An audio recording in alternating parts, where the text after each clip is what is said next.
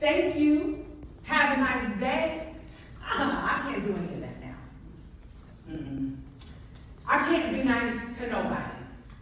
Nice is such a ripoff. A pretty face and a sweet smile in the street ain't nothing but setup. I used to live in the world, really be in the world, a woman in the world. I had a right to the world.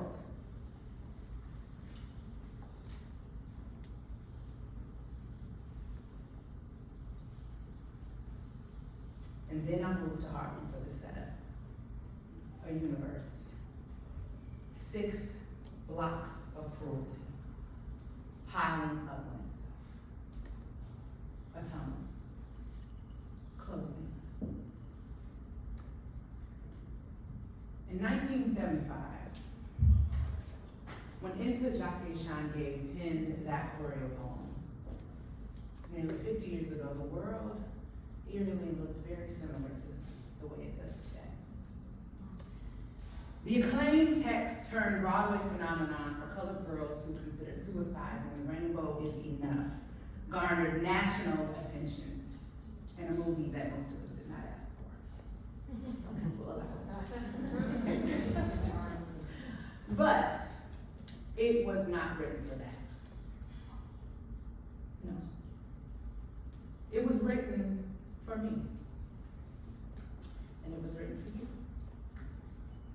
And for you. Shange so famously stated at one point in time, I write for colored girls. I write for girls that don't exist yet. So that when they get there, there is something for them when they arrive. In Woman of the World, the piece I just shared with you, Lady in Blue laments that although she has dreams and talents and courage and vision and authority, her environment, the conditions, those 6 blocks closing in on itself, have broken her spirit. And who can't resonate with that? Who can't resonate with her anger, her disappointment, her desperation? How can you keep moving forward? How can you keep your eye forward with so much pain holding you back? How can you feel so certain in so much uncertainty? And my seminal question that I grapple with every night, how can you heal in such enduring harm? I am so grateful that 50 years ago, 9 years before I arrived, Shange thought of me. Because today it is her words that couch the core of what I'm going to share with you today. As educators, we are torchbearers for a vision. And if we're lucky, 2 to 3 generations that come behind us, much like Shange, we paint a picture of a world that we don't know if they'll be prepared to stand, but we hope that we will give them the tools, that we will put the soil down for them to grow something remarkable. And of course, plant a tree that produces shade we will never feel. And so I have grappled with that question about healing in the midst of endurable and enduring harm. And I've come to think about that in terms of healing-centered approach. Now, as educators, we have talked a lot about trauma-informed instruction, trauma-informed support, trauma-informed, informed, and trauma, and yet we are not our trauma. And so I began having a conversation around healing-centered approaches, and more so healing-centered leadership in schools. And there is a book, there is a framework, there are protocols, but this ain't that today. Today, what I want you to take is 3 key things around healing-centered leadership. I want you to think about personal healing, interpersonal healing, and organizational healing. Because much like Lady in Blue, we have a right to the world, and so do our children. I think about with personal healing is my own journey. I remember moving from one leadership position to the next, as we tend to do. And I remember leaving an environment where it was toxic, it was harmful. And I went to the new place and my new boss was like, Barbara, I said, hey. She was like, I noticed that you don't let me see the details of your calendar. What's up? And I played it off like, really? She asked me 3 times and I ignored it. Because at my previous place, I had a woman, a sister, who would look at my calendar and see who I was meeting with in our organization, the 4th largest in the nation. And she would see that if I was meeting with somebody who she thought was above my station, she would go in and cancel my I know, guys. And that was harmful. And I took that with me. I put it in my pocket. I said, well, I'm somebody and I'm going to go get a job somewhere else. But I didn't leave the harm. And so my boss, my new boss, said, I noticed. She saw me. And that in and of itself was healing. And then she said, what's up with that? She was curious. And that in and of itself was healing. She gave me permission to just be honest. Hey, guess what? I don't want you canceling my stuff. And she said, I'm not going to do that. I want to collaborate. I want to build. I want to make sure that I'm not, I don't know, messing up anything. And so I shared my calendar. But the point is you can't leave from a space of trauma. And your team knows when you are. Right. They know when you are. They know when your hurt shows up in your practice. And you can say it's for the kids, and you can say that we don't have time, and you can say that I'm an equity warrior, but it's written all over your face. You don't have to say the word. Hey. Oh, yeah. But you can't leave from that space. So your personal healing has to really show who you are by you understanding who you are. And so I walked out of there being able to say my name. I am Barbara Jean's granddaughter. I am Renetta Delia's granddaughter. You're not going to talk to me any kind of way. But that also gives me permission to let other people find their story.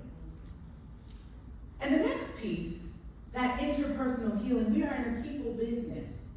And so I always tell folks, yes, we are trying to work with children. We are doing this for the children, but you can't run over adults trying to save children.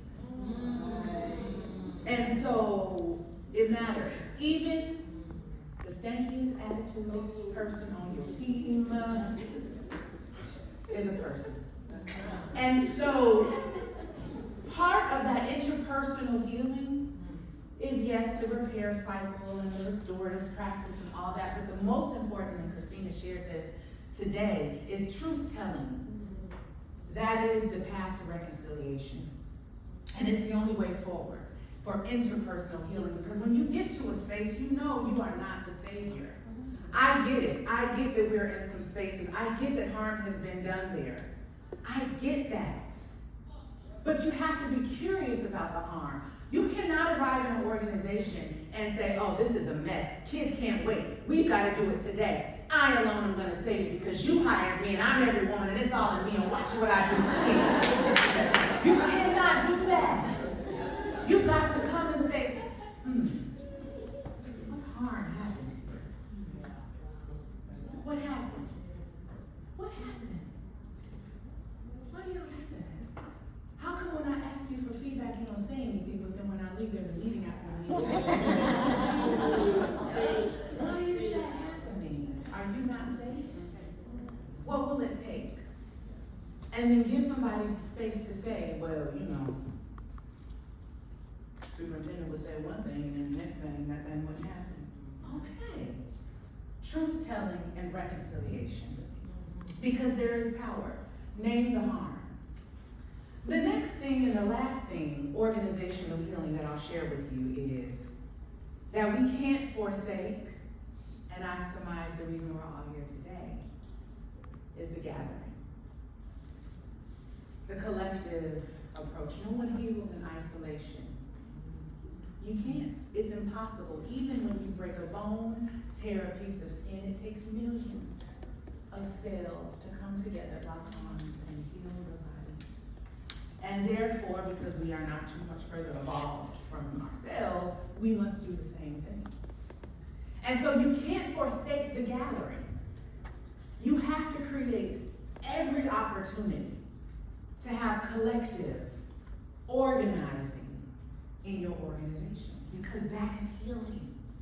Problem solving together. Being able to understand that we can do better together on our worst day than me, my best, or my best day by myself.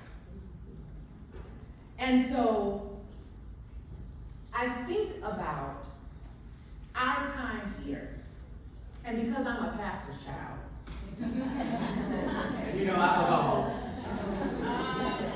I remember those moments when someone would come up and they would say, who needs healing? And someone would come from the back and they'd make their way to press their way. And they say, bless you, come to the altar. And then they tell everyone in the congregation, stretch your arm. Stretch your arm. And it's not to be spiritual, whatever, and it is. I believe that as a believer, but there is energy in collectivism, in coming together. And so I encourage folks, when they're thinking about healing-centered approaches, to take every opportunity to not make a single decision in isolation, which is hard as an executive leader because you're the boss. Everyone looks at you. You are the most accountable. But you have the most power to give away. So bring folks together. In the final scene of the choral poem, all the ladies take the stage. They hold on to one another. They grab each other. I was missing something. A laying on of hands. I was missing something free, something soft, something promised, something strong, cool, making me whole, laying on. I sat up one night walking the boarding house, screaming and crying the ghost of a woman who was missing something I was. I wanted to jump out of my bones and be done with myself into the wind, leaving me alone. I succumbed to the numbness. It was too much. Until the only tree that I could see took me up into her branches. Held me like a breeze, made me feel dawn, dew, the chill at daybreak. The sun wrapped me up, swinging rose, breeze all around. The sky laid over me like a million men. I was cold, I was burning. I was a child. And endlessly weaving garments for the moon with my tears. I found God. I found God in myself. And I loved